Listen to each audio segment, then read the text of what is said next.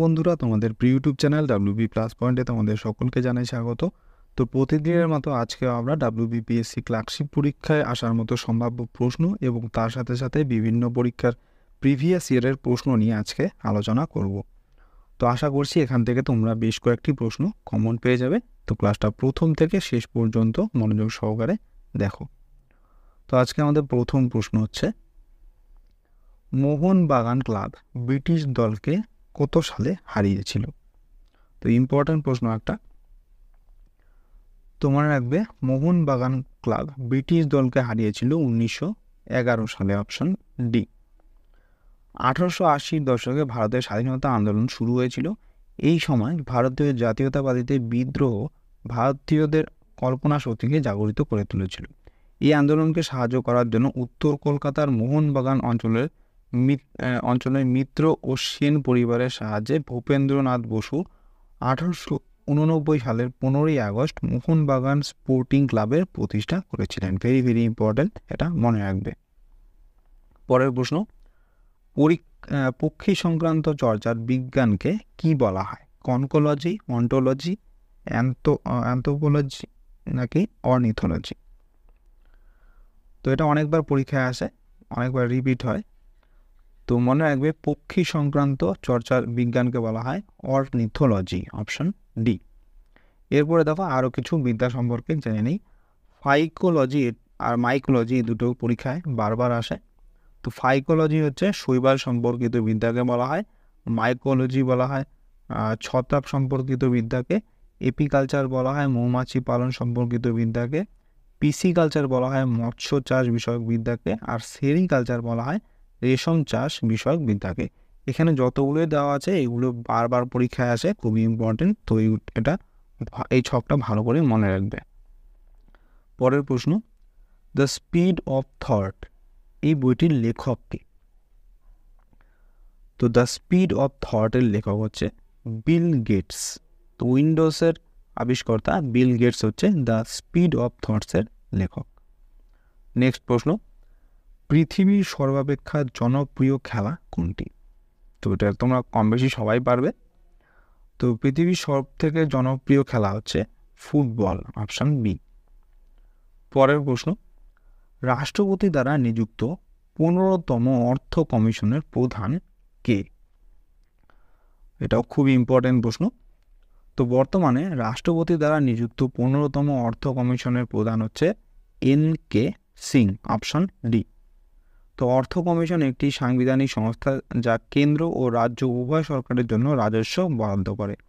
1951 সালে রাষ্ট্রপতি কর্তৃক ভারতীয় সংবিধানে 280 অনুচ্ছেদের অধীনে অর্থ কমিশন প্রতিষ্ঠিত হয়েছিল। এই অনুচ্ছেদটা ভালো করে মনে রাখবে, পরীক্ষায় আসে। 280 নম্বর অনুচ্ছেদ অনুসারে হচ্ছে অর্থ কমিশনটি প্রতিষ্ঠিত হয়েছিল। আর ভারতের অর্থ কমিশন গঠনের মূল ধারণাটি ছিল কেন্দ্র ও রাজ্য সরকারের মধ্যে একটি সুস্থ আর্থিক এবং সহায়ক সম্পর্ক স্থাপন করা। পরের প্রশ্ন, কোন বছর প্রথম পর্যায়ে 14টি ব্যাংক ছাড়া আরও কিছু বাণিজ্যিক ব্যাংককে জাতীয়করণ করা হয়েছিল? তো এই সালটা হচ্ছে 1980 সালে। Option C. সর্বপ্রথম 19শে জুলাই 1969 সালে ভারত সরকার 14টি বৃহত্তম বাণিজ্যিক ব্যাংকে জাতীয়করণ করেছিল। পরের প্রশ্ন, কোন তারিখে স্টেট ব্যাংক অফ ইন্ডিয়া স্থাপিত হয়? খুবই ইম্পর্টেন্ট প্রশ্ন, কিন্তু বারবার পরীক্ষায় আসে। তো স্টেট ব্যাংক অফ ইন্ডিয়া স্থাপিত হয়েছিল 1 জুলাই। Option C. তো 1955 সালে স্টেট ব্যাংক অফ ইন্ডিয়া অ্যাক্টের অধীনে ভারতীয় রিজার্ভ ব্যাংক, যা ভারতের কেন্দ্রীয় ব্যাংক বা ইম্পেরিয়াল ব্যাংক অফ ইন্ডিয়াতে একটি নিয়ন্ত্রক সুদ অর্জন করে। এটা 1 জুলাই 1955-এ Imperial Bank of India State Bank of India হয়ে ওঠে। নেক্সট প্রশ্ন, পাবলিক অ্যাকাউন্টস কমিটি কার কাছে বার্ষিক রিপোর্ট পেশ করে? খুব ইম্পর্টেন্ট প্রশ্ন, ভালো করে মনে রাখবে এটা, যে পাবলিক অ্যাকাউন্টস কমিটি হচ্ছে তার বার্ষিক রিপোর্ট পেশ করে লোকসভার স্পিকারের কাছে। Option B. তো পাবলিক অ্যাকাউন্টস কমিটি 1921 সালে ভারত সরকারের বরাদ্দ এবং আর্থিক অ্যাকাউন্টস এবং ভারতের কন্ট্রোলার ও অডিটর জেনারেলের প্রতিবেদনগুলি যাচাই করার জন্য গঠিত হয়েছিল। নেক্সট প্রশ্ন, জিএসটি চালুর পর কোন ট্যাক্সটি তুলে নেওয়া হয়েছে? খুবই ইম্পর্টেন্ট প্রশ্ন। অপশন হচ্ছে service tax, road tax, income tax নাকি সম্পত্তি কর। তো জিএসটি চালুর উপর কোন ট্যাক্সটা তুলে নেওয়া হয়েছিল? তো অ্যান্সার হয়ে যাবে এখানে অপশন এ, সার্ভিস ট্যাক্স। তো জিএসটি চালু হওয়ার পরে সার্ভিস ট্যাক্সটি তুলে নেওয়া হয়েছে। নেক্সট প্রশ্ন, মানব উন্নয়ন সূচক অর্থাৎ হিউম্যান ডেভেলপমেন্ট ইন্ডেক্স মান ধরা হয় কত থেকে কতর মধ্যে? তো মনে রাখবে, মানব উন্নয়ন সূচকের মান ধরা হয় 0 থেকে 1-এর মধ্যে ধরা হয়, অপশন এ। তো মানব উন্নয়ন সূচক একটি পরিসংখ্যানগত সরঞ্জাম যা একটি দেশের সামগ্রিক অগ্রগতিকে তার সামাজিক এবং অর্থনৈতিক মাত্রায় পরিমাপ করতে ব্যবহৃত হয়। এটি প্রথম 1990 সালে পাকিস্তানি অর্থনীতিবিদ মাহবুব উল হক দ্বারা তৈরি করা হয়েছিল, যা পরবর্তীকালে সম্মিলিত জাতিপুঞ্জ উন্নয়ন কর্মসূচি অর্থাৎ ইউএনডিপি দ্বারা দেশের উন্নয়ন পরিমাপ করতে ব্যবহৃত হয়। নেক্সট প্রশ্ন, ভারতীয় সংবিধানের প্রস্তাবনাটি অর্থাৎ প্রিএম্বলটি কার দ্বারা রচিত হয়েছে? খুব ইম্পর্টেন্ট প্রশ্ন। তো ভারতীয় সংবিধানের যে প্রস্তাবনা এটা রচিত হয়েছিল পণ্ডিত নেহেরুর দ্বারা, অপশন বি। তো ভারতীয় সংবিধানের প্রস্তাবনাটি বাস্তব প্রস্তাবের উপর ভিত্তি করে তৈরি করা হয়েছে, যা পণ্ডিত নেহেরু কর্তৃক প্রণীত এবং প্রস্তাবিত হয়েছে এবং গণপরিষদে গৃহীত হয়েছে। সংবিধানের প্রধান বৈশিষ্ট্যগুলো প্রত্যক্ষ ও পরোক্ষভাবে এই উদ্দেশ্যগুলি থেকে উদ্ভূত হয়েছে, যা প্রস্তাবনা থেকে প্রসারিত হয়। পরের প্রশ্ন, রাষ্ট্রপতি পরিচালনার নির্দেশালয় রাষ্ট্রপতি হবে না, এটা রাষ্ট্র হবে। তো রাষ্ট্র পরিচালনার নির্দেশাত্মক নীতিগুলি রূপায়ণের আবেদন করা যায় কোথায়? এখানে একটু কারেকশন করে নেবে, এটা কিন্তু শুধু রাষ্ট্র হবে, রাষ্ট্রপতি হবে না। তো রাষ্ট্র পরিচালনার নির্দেশাত্মক নীতিগুলি রূপায়ণের জন্য আবেদন কোথাওই করা যায় না, অপশন ডি হয়ে যাবে সঠিক অ্যান্সার। রাজ্য নীতির নির্দেশক নীতি, যাকে বলা হয় ডিপিএসপি, ভারতীয় সংবিধানের 36 থেকে 51 ধারায় 4 ভাগে উল্লেখ করা হয়েছে। পরের প্রশ্ন, রাজ্য আইনসভার অনুমোদন ব্যতি রেখে রাজ্যপালের ঘোষিত অর্ডিন্যান্স সর্বাধিক কতদিন পর্যন্ত সক্রিয় থাকতে পারে? তো এই অর্ডিন্যান্স সর্বাধিক 6 মাস পর্যন্ত সক্রিয় থাকতে পারে। পরের প্রশ্ন, ত্রিস্তর পঞ্চায়েতি রাজ ব্যবস্থা মধ্যবর্তী স্তরটির নাম কি? Very very important. তো মনে রাখবে, ত্রিস্তর পঞ্চায়েতি ব্যবস্থার মধ্যবর্তী স্তরের নাম হচ্ছে পঞ্চায়েত সমিতি, অপশন বি। তো ত্রিস্তর বিশিষ্ট পঞ্চায়েত ব্যবস্থা 3টি স্তরে বিভক্ত। প্রথমটি হচ্ছে গ্রাম পঞ্চায়েত গ্রাম স্তরে, পঞ্চায়েত সমিতি ব্লক স্তরে এবং জেলা পরিষদ জেলা স্তরে। গ্রাম পঞ্চায়েতের সদস্যগণ জনসাধারণের প্রত্যক্ষ ভোটে নির্বাচিত হন, আর নির্বাচিত সদস্যগণ নিজেদের মধ্যে থেকে একজনকে প্রধান হিসেবে নির্বাচিত করেন। গ্রামীণ পঞ্চায়েত ব্যবস্থায় সর্বোচ্চ স্তর হচ্ছে জেলা পরিষদ। নেক্সট প্রশ্ন, কে মন্তব্য করেছিলেন যে প্রিএম্বল অর্থাৎ প্রস্তাবনা হলো সংবিধান প্রবেশের চাবিকাঠি? খুব ইম্পর্ট্যান্ট একটা কথা, এটা বারবার পরীক্ষায় আসে। তো এই কথাতেই বলেছিলেন হচ্ছে আর্নেস্ট বার্কার, অপশন বি। পরের প্রশ্ন, নাগার্জুন সাগর ড্যামটি কোন নদীর ওপরে অবস্থিত? এটা তোমাদের আগেও পড়ানো হয়েছিল, খুবই ইম্পর্ট্যান্ট প্রশ্ন এবং বারবার রিপিট হয় প্রশ্নটা। তো নাগার্জুন সাগর ড্যামটি হচ্ছে কৃষ্ণা নদীর ওপরে অবস্থিত। তো নাগার্জুন সাগর ড্যাম নাগার্জুন সাগরে কৃষ্ণা নদীর ওপর একটি বাঁধ, এটা রাজমিস্ত্রি হবে না, বাঁধ, যা অন্ধ্রপ্রদেশের পালনাডু জেলা এবং তেলেঙ্গানার নলগোন্ডা জেলার মধ্যে সীমানায় বিস্তৃত রয়েছে। নেক্সট প্রশ্ন, কানাডা বাঁধ কোন নদীর উপরে অবস্থিত?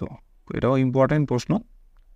তো কানাডা বাঁধটি হচ্ছে, মনে রাখবে, এটা ময়ূরাক্ষী নদীর উপরে অবস্থিত। তো ম্যাসাঞ্জোর বাঁধ ভারতের ঝাড়খণ্ড রাজ্যের দুমকার কাছাকাছি অবস্থিত। ম্যাসাঞ্জোরে ময়ূরাক্ষী নদীর ওপর জলবিদ্যুৎ উৎপাদনকারী একটি বাঁধ। আর এই ম্যাসেঞ্জার বাঁধকেই কানাডা বাঁধও বলা হয়। ভালো করে মনে রাখবে, খুব ইম্পর্ট্যান্ট প্রশ্ন, আসতে পারে তোমাদের পরীক্ষায়। এরপরে ময়ূরাক্ষী জুড়ে ম্যাসাঞ্জোর বাঁধটি 1955 সালে চালু হয়েছিল। পরের প্রশ্ন, সিল্ক গবেষণা কেন্দ্র কোথায় অবস্থিত? তো সিল্ক গবেষণা কেন্দ্র হচ্ছে মাইসোরে অবস্থিত, অপশন এ। পরের প্রশ্ন, কোল ইন্ডিয়া লিমিটেড কবে স্থাপিত হয়েছে? Very very important. তো মনে রাখবে যে কোল ইন্ডিয়া লিমিটেড স্থাপিত হয়েছে 1975 সালে। তো কোল ইন্ডিয়া লিমিটেড ভারতের সরকারি মালিকানাধীন কয়লা উত্তোলন ও পরিশোধন কোম্পানি, যার সদর দপ্তর কলকাতায় অবস্থিত। 1 নভেম্বর 1975-এ একটি নতুন সরকারি ক্ষেত্রের কোম্পানি কোল ইন্ডিয়া লিমিটেড গঠন করা হয়েছিল, যাতে কয়লা খাতে আরও ভালো সাংগঠনিক এবং কর্মক্ষম দক্ষতা সক্ষম হয়। নেক্সট প্রশ্ন, জলঢাকা নদীর উৎস কোনটি? এটাও বারবার পরীক্ষায় আসে। তো জলঢাকা নদীর উৎস হচ্ছে বিদাং হ্রদ থেকে, অপশন বি। নেক্সট প্রশ্ন, দার্জিলিংয়ের কোথায় সিনকোনা, এপিকাক এবং অন্যান্য ভেষজ উদ্ভিদের চাষের কেন্দ্র? তো মনে রাখবে দার্জিলিংয়ে যে মংপু জায়গাটা রয়েছে সেখানে হচ্ছে সিনকোনা, এপিকাক এবং অন্যান্য ভেষজ উদ্ভিদের চাষের কেন্দ্র আছে। নেক্সট প্রশ্ন, ভারতের গভীরতম বন্দর কোনটি? খুব ইম্পর্টেন্ট প্রশ্ন। তো ভারতের গভীরতম বন্দরটির নাম হচ্ছে বিশাখাপত্তনম, অপশন এ। তো ভারতের পুরাতন বন্দর হলো এসপি মুখার্জি বন্দর। এই বন্দরকে পূর্ব ভারতের প্রবেশদ্বারও বলা হয়। পরের প্রশ্ন, গঙ্গোত্রী কোন হিমালয়ের অন্তর্গত? এটাও কিন্তু বারবার পরীক্ষায় আসে।